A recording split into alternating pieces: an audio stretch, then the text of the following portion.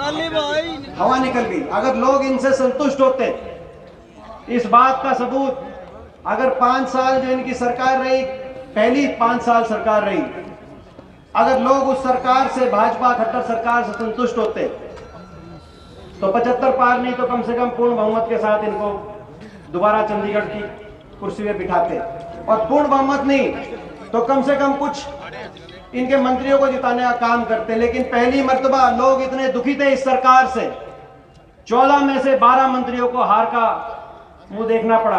आज ये जो बैठे सारे विधायक हरियाणा कोने कोने से आए, उस कोने से शुरू करें तो बलबीर वाल्मीकि जी बैठे हैं, साथ लगता इसराना हल्का है, वहां कृष्ण पवार जी की बात हो, लोगों ने बलबीर वाल्मीकि जी को 40,000 वोट से वहां जिताने का काम किया।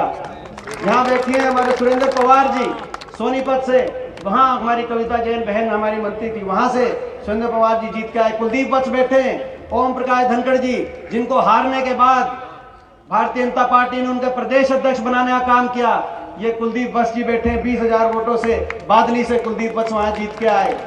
रोहतक से भारत भूषण बत्रा जी बैठे हैं, वहां मनीष ग्रोवर जो मंत्री थे पिछली सरकार के, थे कि जनादेश इस सरकार के खिलाफ था, लोगों ने 75 पार के नारे को ध्वस्त किया, इस सरकार को सत्ता से बाहर करने का जनादेश दिया। जब आपने टीवी सेट देखा 12 और 1 बजे, या आपने तो जब टीवी सेट और रेडियो में देखा भाई गिनती कितनी होगी, आप तो ये देख रहे थे कि भाई कितने बहुमत से बीजेपी आएगी। लेकिन मैं आज आपसे पूछता हूं, जींद वासियों से पूछता हूं, जब आपने 12-1 बजे टीवी पे और रेडियो पे गिनती देखी, जब गिनती हो रही थी हरियाणा की, तो एक समय में कभी कांग्रेस आगे कभी बीजेपी आगे, और बीच में कांग्रेस 38 सीटों पे और भाजपा 35 सीटों पे, यही गिनती ऊपर नीचे चल रही थी कि नहीं चल रही थी? मैं आपसे पूछने आता हूं। 3900 वोट से फैसला हुआ प्रदेश का। 3900 वोट अगर कांग्रेस के खाते में ज्यादा आती तो सबसे बड़ा दल कांग्रेस पार्टी बनती। जब इतना नजदीक फैसला था तो किसकी सरकार बने, ये कश्मकश जब हो रहा था, तो उनको फैसला करने की परिस्थितियां बनी। राजनीतिक परिस्थितियों का खेल है, जिन्होंने भाजपा के खिलाफ वोट ली। मैं इसीलिए कह रहा हूं ये, क्योंकि यहां जींद जिले में भी उप मुख्यमंत्री जी और 3 विधायक यहां जींद जिले में भी उन्हीं जेजेपी पार्टी के चुन के गए। मैं आपसे पूछता हूं, जुलाना के बहुत लोग आए, एक बार हाथ खड़ा करके बताओ जुलाना से कौन कौन यहां बैठा? जुलाना हल्के से, नरवाना से बहुत लोग आए हैं, वोट ली खट्टर साहब के खिलाफ, और जाकर उनकी सरकार बनाने का अपने मतदाता से विश्वासघात। राजनीति में कुछ नैतिकता के कोई मूल्य होते हैं। अगर कल को हम कहें कि हम ये लड़ाई लड़ रहे हैं इसके खिलाफ, और आपका साथ लें और जाकर आपके साथ को बेचने का काम करें, मैं समझता हूं कि राजनीति, इससे ज्यादा राजनीतिक पतन हो नहीं सकता जो आज जींद की धरती ने देखा है, जो इन लोगों ने देखा है। इसीलिए हमें लड़ाई लड़नी पड़ेगी, हमें इसीलिए लड़ाई लड़नी पड़ेगी आपको और हमको मिलकर। आज समस्याओं का अंबार जींद जिले में मैं देखता हूं, पूरे हरियाणा के अंदर देखता हूं, समस्याओं का अंबार है। आपने खुद ये महसूस, अभी बीच में एक आदमी बोल रहे थे, इन 8 साल, 7.5-8 साल में पहली सरकार तो फेल थी, लोग बदलना चाहते थे। दूसरी सरकार तो उससे भी ज्यादा फेल, ये भाजपा और जजपा की जो सरकार बनी है, ये तो ऐसी सरकार है कि चंडीगढ़ से बाहर नहीं निकल पा रहे।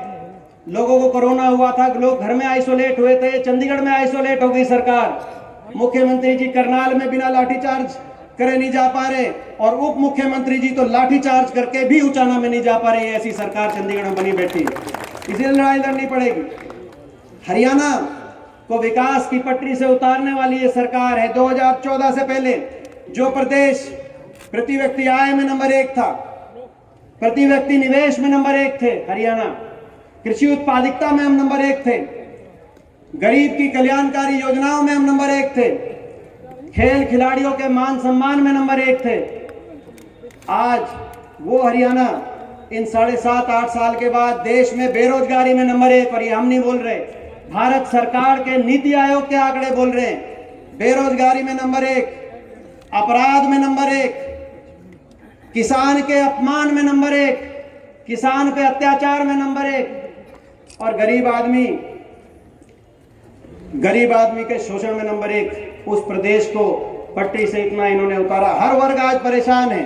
गरीब आदमी की अभी मैं सुन रहा था, जो आपके बीच में अपनी बात रख रहे थे, एससी वर्ग के हमारे भाई हैं, उन्होंने अपनी बात रखी।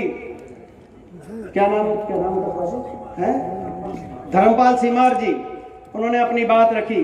गरीब आदमी की सारी योजनाओं को, हमारे समय 100-100 गज के प्लॉट की योजना बंद जो चल रही थी, जिसमें 4 लाख परिवारों को 100-100 गज के प्लॉट मिले थे, वो बंद। मकान योजना चल रही थी, प्रियदर्शनी आवास योजना, 3 लाख परिवारों को किस्त मिली थी मकानों की, वो बंद। दाल रोटी स्कीम चल रही थी, वो बंद। मुख्यमंत्री मुफ्त इलाज योजना चल रही थी, वो बंद। पीने के पानी की टंकी टूटी की योजना चल रही थी, वो बंद। हाथ में गरीब आदमी के पानी का बिल और थमा दिया। जितनी भी जो वजीफे की योजना हमने शुरू करी थी कांग्रेस पार्टी ने, उस समय 1ली क्लास से 12वीं क्लास तक गरीब आदमी को वजीफे की योजना, उस योजना को इन्होंने सीमित कर दिया। हर योजना को, गरीब आदमी की जो कल्याणकारी जितनी योजनाएं चल रही थी, इस सरकार ने सबसे बड़ी चोट गरीब आदमी में मारी है। और जो आज महंगाई है, महंगाई और बेरोजगारी जिसमें हरियाणा नंबर 1 है, उसकी चोट भी गरीब आदमी पे आज सबसे ज्यादा। उनका आज घर का बजट बिगड़ गया और घर चलना गरीब आदमी का मुश्किल हो गया। ये इस सरकार के अच्छे दिन है। इसी तरीके से कर्मचारी आज अपनी पुरानी पेंशन, पंजाब स्केल, सारी मांगों को लेकर आंदोलन कर करके कर्मचारियों ने इस सरकार से सारी आस छोड़ दी। छोटा व्यापारी जिसके गले में कभी नोटों की घड़ियां होती थी, आज वहां पे सिक्के पड़े हैं। आज छोटा व्यापारी आज जो आर्थिक मंदी की वजह से उसने इस सरकार से आज आस छोड़ दी। और किसान तो इस सरकार की सबसे ज्यादा निशाने पे अगर कोई है तो किसान है। हरियाणा को प्रयोगशाला बना दिया इन्होंने कि किसान का कैसे तिरस्कार किया जाए। आज किसान एक एक कर किसान को निशाने पे लग रहे, एक करके चोट किसान को जो आप मारने लग रहे। अभी डीएपी की बात हो रही थी, मैं देख रहा था आज के अखबार में। आज सुबह भी 5 बजे लाइन में हमारी बहन बेटियां जींद में लगी हुई थी डीएपी के लिए। ये परिस्थिति है। जल भराव की स्थिति बहुत है। मैं हुड्डा साहब को वैसे पता है सारी बात, आप गांव में भी गए थे, लेकिन मैं भी बहुत गांव में गया था, मैं उनकी जानकारी में लाना चाहता। जल भराव जींद में बहुत सा ऐसा किसान है जो एक तरीके से भूमिहीन हो चुका है, क्योंकि उनकी 2 फसलें खराब हो गई। तो ये जल भराव की बड़ी व्यापक समस्या है, इसकी हमें लड़ाई लड़नी है ताकि इनको मुआवजा जितना हो सके इस बहरी सरकार के कान में इनकी बात पहुंचाने की लड़ाई लड़नी है किसान की।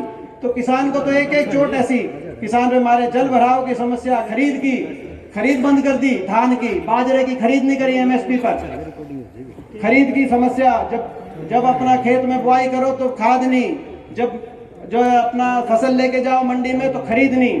तो आज किसान, और सबसे बड़ी बात आंदोलन, किसान आंदोलन बचाने के लिए पिछले 1 साल से किसान आंदोलन लड़ रहा है। मैं आपके बीच में आपका बेटा हूं। आज ये जो सारी बात है आपने जिम्मेदारी लगाई है, संसद के अंदर मैं बात लेके जाऊंगा। ये विपक्ष आपके समक्ष कार्यक्रम है। विपक्ष 2 जगह बैठेगा, 2 जगह बैठता है, हरियाणा की विधानसभा में और देश की संसद में। मैं आपको एक विश्वास दिलाना चाहता हूं, आप ये मत सोचना कि विधायक तो इतने, हुड्डा साहब के नेतृत्व में विधानसभा में आपकी लड़ाई लड़ी जाएगी और संसद में 15 सांसद हैं, हरियाणा से 14 भाजपा के हैं और विपक्ष में 1 ही सांसद है। आप अकेला मत सोचना, मेरे साथ आपका आशीर्वाद है। आपकी वहां पे आपकी आवाज बुलंद की जाएगी, संसद में आपकी लड़ाई लड़ी जाएगी। और मैं आपका बच्चा होने के नाते एक और बताना चाहता हूं, जो मैंने देखा इस किसान आंदोलन में, देश की सबसे बड़ी पंचायत है, उसमें क्या हो रहा है उस पर भी नजर आपकी होनी चाहिए।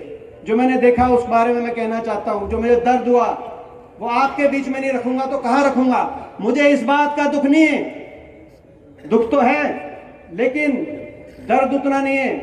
दुख है कि भाई सरकार की तरफ से बार बार कहा गया कि भाई खड़े होके कि किसान की बात नहीं मानेंगे, किसान की कोई मांग नहीं मानेंगे। लेकिन उससे कहीं ज्यादा दर्द इस बात का है, ये नहीं कि खड़े होकर मंत्री जी ने कहा कि हम किसान की कोई सारी मांगों को अस्वीकार करते, लेकिन उससे कहीं ज्यादा दर्द इस बात का है कि कोई एक विधायक, एक सांसद, सोचने वाली बात है, एक विधायक, एक सांसद, एक मंत्री, चाहे दिल्ली की बात हो चाहे हरियाणा विधानसभा की बात हो, किसी ने खड़े होकर ये नहीं कहा, एक ने, कि हम मांग तो नहीं मानते, लेकिन दीपेंद्र तुम ठीक कह रहे हो, 700 किसानों की जान चली गई, कोई टिकरी बॉर्डर पे था, कोई सिंगू बॉर्डर पे था, कोई जींद का था, कोई जुलाने का था। 700 किसानों की जान चली गई।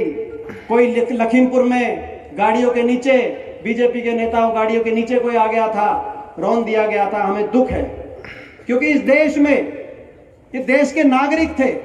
हम एक एक के घर में गए। मैं धन्यवाद करता हूं, आज पूरा विधायक दल यहाँ मौजूद है। मैं हुड्डा साहब का धन्यवाद करता हूं। आपने जिम्मेदारी लगाई, हम लोग एक एक के घर गए, एक एक किसान परिवार से मिले। सबसे पहले बड़ौदा गांव के हमारे जो भाई थे अजय मोर, उनकी वहां पे सबसे पहले उनकी मृत्यु हुई थी। उन्होंने अपनी जान कुर्बान करी थी, सबसे पहले उनकी शहादत हुई थी। उनकी 2 बेटियां हैं, छोटी छोटी 2 छोटी बेटी हैं। सिंगू बॉर्डर पे बैठे थे सर्दी में, पिछली सर्दी में, दूसरी सर्दी आ गई, मगर उनके जब शव वापस आया, उनकी पत्नी, उनकी जो उनकी वो वाइफ, उनकी पढ़ी लिखी भी नहीं, ना पढ़ी लिखी थी। आगे जो लड़कियां हैं उनकी कौन ब्याह शादी करेगा, क्या होगा, कितनी बड़ी चिंता। और हर परिवार के अंदर मैं धन्यवाद करता हूं हुड्डा साहब आपका। आपने हमारी जिम्मेदारी लगाई और एक फैसला किया।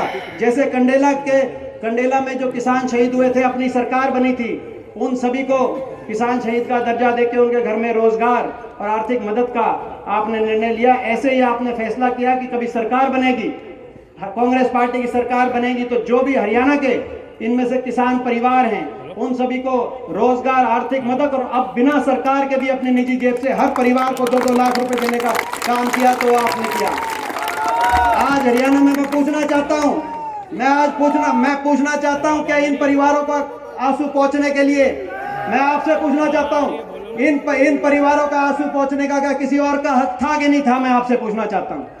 आज सरकार की तरफ से, सरकार के मंत्री छोड़िए, कोई संतरी चपरासी भी इनकी तरफ, या जो एक सामाजिक जिम्मेदारी होती है, भाजपा की तरफ से, जजपा की तरफ से, इनेलो की तरफ से, जिन्होंने इस्तीफा दिया, अभय सिंह जी ने इस्तीफा दिया। लेकिन दुख इस बात का है, इन किसी किसान परिवार के आंसू पोंछने के लिए अगर कोई गया और किसी ने इन परिवारों को संभालने का काम किया, तो कांग्रेस पार्टी और चौधरी भूपेंद्र सिंह हुड्डा जी ने किया। ये इस तरह की, मगर दुख इस बात का है आपके बीच में मैं इसलिए रख रहा हूं कि वहां पे कोई खड़ा भी नहीं हुआ, मगर मुझे परवाह नहीं, कोई खड़ा नहीं हुआ संसद में, कि हमें दुख है, हमें संवेदनशीलता है, हमें संवेदना है। लखीमपुर के अंदर आपने देखा किस तरीके से कीड़े मकोड़ों की तरह देश के किसान को घमंड के घोड़े में पे सवार अपनी गाड़ियों के तले रौंद दिया गया। और जो रौंदा गया, मुख्य आरोपी जो हैं, उनके पिता देश के केंद्रीय गृह राज्य मंत्री हैं, केंद्रीय गृह राज्य मंत्री। मुझसे लोगों ने पूछा कि आप क्यों गए लखीमपुर के अंदर? मैं आपके बीच में बताना चाहता हूं क्यों गए। जब एक तरफ केंद्रीय गृह राज्य मंत्री जी के जो पुत्र हैं वो मुख्य आरोपी हों, और आज भी वो अपने पद पे बने हुए हैं, और भाजपा की जितनी रैलियां हो रही है उत्तर प्रदेश में उसमें तले हुए हैं, तो ऐसे में जब पुलिस उनके अधीन हो, यूपी पुलिस आरोपियों के तरफ देखी जा रही हो कि यूपी पुलिस का रवैया उनके तरफ है, जिन्होंने कुचला, जिन्होंने रौंदा, कुचलने वालों के साथ अगर यूपी पुलिस थी, देश की पुलिस थी, देश की सरकार थी, उत्तर प्रदेश की सरकार थी, तो जो कुचले गए थे, कम से कम उनके साथ जाके कम से कम किसी को खड़ा होना चाहिए था कि नहीं होना चाहिए था? मैं आपसे पूछना चाहता हूं। इसीलिए हम गए, और वहां पर प्रियंका जी के साथ और हमारे साथ हाथापाई हुई, और 4 दिन पुलिस हिरासत। वैसे इससे पहले कभी पुलिस हिरासत और जेल के दर्शन जीवन में नहीं हुए थे। लेकिन मैं धन्यवाद करता हूं बीजेपी पार्टी का कि इसका किसान आंदोलन में ये तो ऐसा तगमा दे दिया बीजेपी ने, मैं सारी उम्र लगा के बैठूंगा। उत्तर प्रदेश में जो जेल दर्शन जो बीजेपी की सरकार ने कराया, जो योगी सरकार ने कराया, मेरे को तो तीर्थ यात्रा करा दी। मैं इनका बहुत बहुत धन्यवाद करता हूं। वहां पर और लड़ाई लड़ेंगे। तो मैं अंत में आप सबका, क्योंकि जींद में ये कार्यक्रम हो रहा है, जींद में हमारी पार्टी का प्रदर्शन ठीक नहीं रहा पिछले कई समय से, ये बात भी सही है, लेकिन अपनेपन में कोई कमी नहीं रही। जींद के जब विकास की बात आई, अभी बता रहे थे जयप्रकाश जी, उस रैली के याद दिला रहे थे जो रैली हुई थी यहाँ शेड के अंदर, जिसमें ये जो पंजाब बॉर्डर से लेकर जींद रोहतक तक 4 लेन का फाउंडेशन रखा गया था और सोनीपत वाली रेल लाइन का फाउंडेशन रखा गया था। स्टेडियम का पत्थर रखा गया था और जींद की यूनिवर्सिटी का पत्थर रखा गया था। आपको याद है वो रैली? नहीं याद है? याद है? शेड में कौन कौन था? एक बार हाथ खड़े करके बताइए। उस रैली में, शेड में, जो यहाँ पे शेड में रैली हुई थी, सीपी जोशी जी आए थे। उस समय हमारा कोई विधायक नहीं था जींद में, हम 5 सीटें हारे हुए थे। ठीक बात है ना? कोई विधायक नहीं था, लेकिन अपनेपन, ये अपनेपन की बात होती है। आज ये यूनिवर्सिटी, जींद की यूनिवर्सिटी, इसकी भी बात मैं हुड्डा साहब के सामने रखना चाहता हूँ। यह आपने यूनिवर्सिटी यहाँ बनाई, आज दुख की बात है कि इस यूनिवर्सिटी में ना वाइस चांसलर 1 साल से, ना रजिस्ट्रार 1 साल से, आधा स्टाफ नहीं। ये तो यूनिवर्सिटी को खत्म करने के रास्ते पे चल रहे हैं। मगर अपनेपन की ये बात होती है। पूरे हरियाणा में चौधरी रणबीर सिंह हुड्डा जी के नाम से एक यूनिवर्सिटी बनाने की बात आई। कोई विधायक नहीं था जींद में, एक यूनिवर्सिटी बनाने की बात आई। वो कहीं भी बन सकती थी, वो पूरे कुरुक्षेत्र में बन सकती थी, रोहतक में बन सकती थी, सोनीपत में, झज्जर में, कहीं बन सकती थी। लेकिन एक यूनिवर्सिटी बनाने की बात आई चौधरी रणबीर सिंह जी के नाम से। वो यूनिवर्सिटी हुड्डा साहब की कलम से कहीं बनाई गई तो जींद में बनाई गई है। ये अपनेपन की बात होती है। और इन्होंने, और जिस पार्टी को आपने यहाँ से ताकत दी, उन्होंने जो यूनिवर्सिटी की घोषणा यहाँ करी और उसकी शुरुआत सिरसा में कराई, लेकिन बनवाई सिरसा में भी नहीं। ज्यादा उसमें इसमें कोई उसकी बात नहीं। सिरसा में भी बनवाते, हम स्वागत करते। जो देवीलाल यूनिवर्सिटी घोषणा यहाँ हुई, बनवाई, शुरुआत सिरसा में करी, मगर केवल 2 कमरे वहां बनवाए। उस यूनिवर्सिटी को भी पूरा हुड्डा साहब की सरकार जब बनी तब करने का काम हो। तो मैं आप सबसे पूछता हूं, अपनेपन में आप जानते हो, दिन रात आपके बीच में रहते, आप मिलते हो, जानते हो। मैं आपसे पूछता हूं, जो लड़ाई लड़ रहे हैं, पहले तो ये बताओ, ये जो लड़ाई लड़ रहे हैं चंडीगढ़ की सरकार से, आपने खट्टर सरकार भी देखी और खट्टर दुष्यंत सरकार भी देखी, जिसको ये पिता जो है, जिसको ये अपना पत्नी और हस्बैंड की सरकार बता रहे हैं कि नहीं? खुद ही बता रहे हैं, खट्टर साहब बता रहे हैं। आपने पहली सरकार भी देखी और ये आपने दूसरी सरकार भी देखी। तो मैं आप सबसे पूछना है, तो इस सरकार से हम लड़ाई लड़े कि नहीं लड़े? में चंडीगढ़ में बदलना चाहिए निजाम कि नहीं बदलना चाहिए? एक बार सारे हाथ खड़े करके ये बताओ, ये बदलना चाहिए निजाम कि नहीं बदलना चाहिए? और अगर बदलना चाहिए, बदलेगा तब जब नतीजा जींद का बदलेगा तब जब नतीजा जींद का बदलेगा। 5 सीट है जींद में, 5 सीट की ताकत है। तो भाई ये जो अपनापन, जो हुड्डा साहब की तरफ से जो अपनापन हुड्डा साहब ने दिखाया, और मेरे जी में कितना अपनापन है, वो तो मेरे को बताने की जरूरत तो नहीं कितना अपनापन ले रहा हूं मैं। तो भाई ये एक मेरे को ये बताओ, ये जो 5 सीट है जींद की, भाई ये सारे 5 की 5 सीट, भाई ये जब नतीजा तब बदलेगा। तो भाई ये 5 की 5 सीट दोगे कि नहीं दोगे? मैं नहीं बताओ, सीधी बात है। आप और हम आज ये कार्यक्रम इस बात का, 5 की 5 देखो भाई, 5 की 5 जींद की सीट तुम दे दियो और चंडीगढ़ में अपना राज ले लियो। ये आज आपके बीच में कहना चाहता हूँ। और आपने जो आज सारी बातें कही, इनकी हम बड़ा मजबूती से लड़ाई लड़ेंगे। इन्हीं शब्दों के साथ आप सबका बहुत बहुत धन्यवाद। जय हिंद, जय राम जी की और जय जींद की।